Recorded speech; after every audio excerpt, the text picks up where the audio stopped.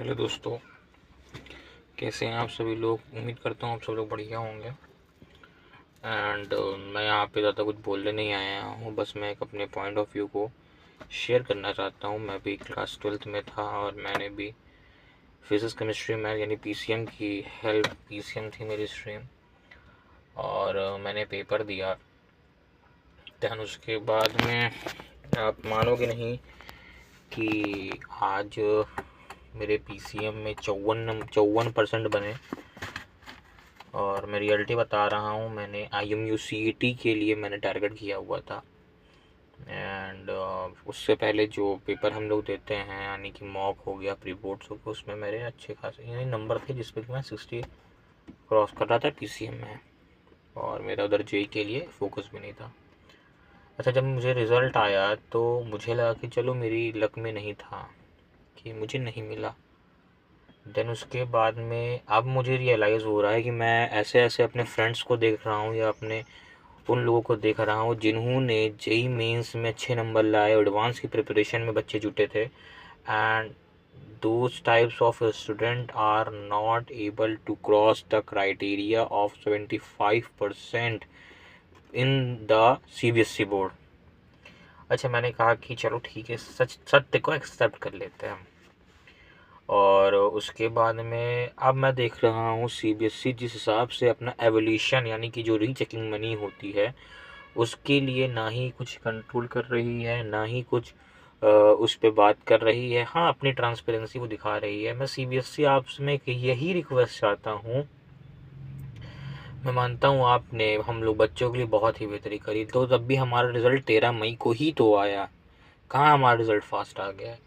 And आपको transportation cost बचती थी। And then there is lots of reasons you tell me. मेरे ख्याल से आज के डेट में हम लोगों को उस चीज़ की नीड भी नहीं थी।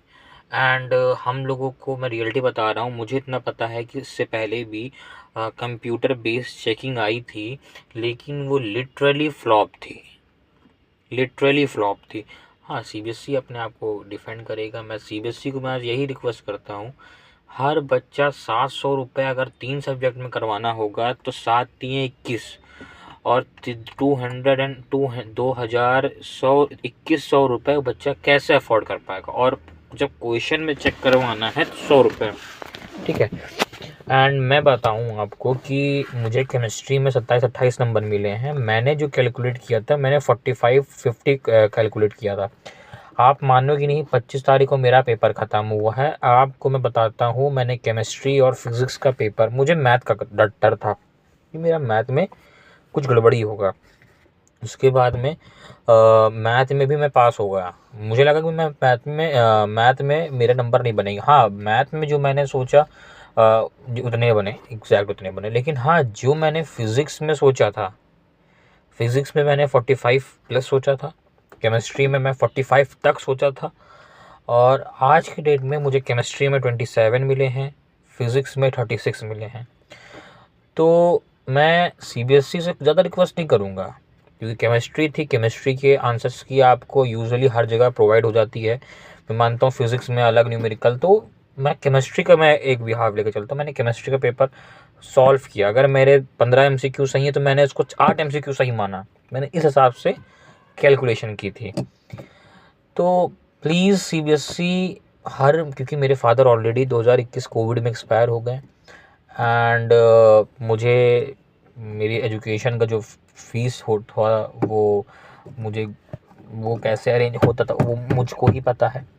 एंड आज की डेट में ये क्या हो रहा, क्या नहीं हो रहा, कैरियर हमारा दांव पे लगा हुआ है। एंड मेनली जो आज की बात ये है कि कॉलेजेस में किस बिहाफ पे जाएंगे। एंड चलो, मैंने सोचा कि अगर IMU CET नहीं निकल पा रहा है तो मैं मशीन एंड लर्निंग पर देख लूँ। फिर मैंने सोचा कि जेई के में क्राइटेरिया में नहीं आ पा रहा हूँ, जेई के क्राइटेरिया के लिए 75% चाहिए, तो मैं उसके उस क्राइटेरिया में भी नहीं आ पा रहा हूँ। जब सोचिए कि मेरे 3 सब्जेक्ट में 54-55 नंबर हैं, परसेंटेज हैं, तो मैं किस बिहाफ में जेई में बैठ जाऊँगा। 2 सब्जेक्ट में मैंने 5 सब्जेक्ट लिए थे और मेरे 10th में 75-76 नंबर परसेंटेज बने थे। तो कोई वो भी मैं टॉपर नहीं था, लेकिन हाँ था कि बच्चे मैं निकाल लूँगा, इतना मुझे कॉन्फिडेंस था। मैं किसी को भी क्रिटिसाइज़ नहीं कर रहा हूँ। अगर मैं गलत हूँ तो वो बच्चे कौन हैं जो आज की डेट में सोशल मीडिया पे पोस्ट कर रहे हैं। और यार हर इंसान टॉपर्स की बात करता है, कोई एवरेज की बात नहीं करेगा। मुझे पता है एवरेज की बात कोई नहीं करेगा, और हाँ मेरे पास भी इतनी कोई ताकत नहीं है कि मैं किसी की बात उठाऊँ। हाँ बस मैं सीबीएसई आपसे यही रिक्वेस्ट चाहता हूँ, अगर आप हमको को अपना बच्चा मान के देखिए, आप मुझे अपना बच्चा मान के देखिए कि आपका बेटा अगर होता, अगर आज वो सिचुएशन में फंसा होता तो आप क्या एक्शन लेते हैं। बस आप ये सोचो मैम, अगर आप सत्य कहोगे तो हम सत्य को स्वीकार करने को तैयार हैं, लेकिन उससे पहले ये सोचिए कि हम लोगों की जो कॉलेज की लाइफ है, यूनिवर्सिटीज़ की लाइफ है, अगर हम प्राइवेट से बीटेक करते हैं या मशीन लर्निंग करते हैं, इतने महंगे महंगे फीसेस हैं, मैं कैसे उसको अफोर्ड करूँगा। तो आप ये सोचिए आज की डेट में अगर मैंने 2 बैंक्स में ऑलरेडी बात की, देन उसके बाद में जिन नंबर पे मैंने बात किया था आज वो बैंक मुझे लोन देने को तैयार नहीं हो रहे हैं। अब बताइए मैं किस मुँह पे मैं कहाँ को जाऊँगा। ये एक मेरी पर्सनल समस्या नहीं है सर, मैं सीबीएसई में आपको कहता हूँ मेरी पर्सनल समस्या नहीं है। मेरे जैसे लाखों बच्चे हैं इस समय जो अपनी समस्याओं को, कोई फैमिली सपोर्ट नहीं मिल रहा, किसी को फैमिली परेशान कर रही है। मैं मानता हूँ 12 के नंबर बहुत ज़्यादा मैटर करते हैं। 12 के नंबर वो नंबर होते हैं कि मुझे पता है कि वो आपको लाइफ टाइम तक आपके सीवी से लेके आपके लास्ट प्रोफाइल जब आप सीवी कंप्लीट करते हो वहाँ तक आपके काम आती है। लेकिन आज ये जो हुआ, ठीक है मैं मानता हूँ आपने वैसा कि हम लोगों के लिए बेटरमेंट के लिए कि हमने आपको एक्सेप्ट किया, लेकिन ये नहीं था कि आज मैं बताता हूँ मैं रियलिटी कि अगर बच्चों ने टॉप 5 टॉप 6 सब्जेक्ट लिए थे, मैं कहता हूँ बच्चों के पीसीएम के नंबर आप देख लो, पीसीबी के नंबर देख लो। आप कॉमर्स में आप 3 मेन होते हैं, अकाउंट्स, बिजनेस और इकोनॉमिक्स, उनके 3 नंबर आप देख लो, फिर आपको एहसास होगा कि आप कितने पानी में हो। टॉप 5 तो आप ले लेते हो, बहुत से स्कूलों में तो मैंने देखा है, मेरे स्कूल में खुद ही आप 6 सब्जेक्ट ले सकते थे, लेकिन मैंने कहा कि यार अपना कंप्यूटर साइंस में इंटरेस्ट भी है और कंप्यूटर साइंस ले लेते हैं, उसमें क्या दिक्कत पड़ेगी। फेयरनेस गेम तो हम लोग पीसीएम में होता है ना, बताइए कोई है किसी के पास में इस पॉइंट्स पे बात करने के लिए। 12th में नंबर 91-92 आ रहा है बच्चों, बहुत से बच्चों के हैं, मैं कहता हूँ पीसीएम में कितने नंबर आपके आते हैं। ठीक है, तो प्लीज़ सीबीएसई या तो कुछ तो सिचुएशन ऐसी बात रेस कर दीजिए, क्योंकि मुझे पता है कि बहुत मुश्किल ही है बात को एक्सेप्ट होना, एंड क्योंकि मेरे ख्याल से बहुत से लोग हैं जो इससे मैं बात कर रहे हैं, लेकिन किसी का वो नज़रिया नहीं बदल पाऊँगा मैं। बस सीबीएसई मेरी आपसे यही एक रिक्वेस्ट है कि हो सके तो किसी भी हालत में कॉलेजेस में जो क्राइटेरिया है, मैंने बहुत से प्राइवेट कॉलेज में बात की है, फ़ीस हाई है, कि एडमिशन तो मिल जाता है इसी डेट में, लेकिन एडमिशन मिलने के बाद में क्या सैलरी होती, क्या होता है, वो मुझे बहुत ज़्यादा टेंशन है। एंड जिसके पास में आप क्यों, मेरे फादर नहीं है, मैं रियलिटी बता रहा हूँ। अभी आप बोलोगे कि कार, मैं अपने नानी के घर पे हूँ, ठीक है। दूसरों की अर्निंग, दूसरे लोग मुझे कब तक सपोर्ट करेंगे मुझे खुद नहीं पता, ठीक है। एंड उसके लिए मेरे जैसे बहुत से लाख बच्चे होंगे जिनके पास में खाने की समस्या, रहने की समस्या, बहुत समस्या होगी। रहने की समस्या मेरे पास भी है, लेकिन हाँ ये नहीं है कि मुझको बनाना है, कुछ बिल्ड आउट करना था। आज ये नंबर मैं देखता हूँ तो मुझको रात में नींद नहीं आ रही है। मैं 8-10 बजे सो के उठने वाला बच्चा था, मैं पेपर के 1 महीने जैसे पेपर खत्म हुआ मैं 8-10 बजे सो के उठता था, अब मैं 6:30, 6:40, 6 बजे उठ जाता हूँ। मेरा खुद का दोस्त जो 10th में 98 लेकर आया, आज वो 98 पर अटक गया। जो मेरा बहुत प्यारा मित्र, जो मेरे साथ हर सुख दुख में रहता है आज की डेट में,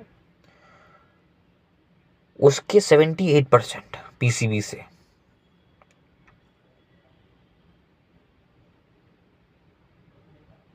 अब ये सोचिए, there is lots of example, real examples which are present currently.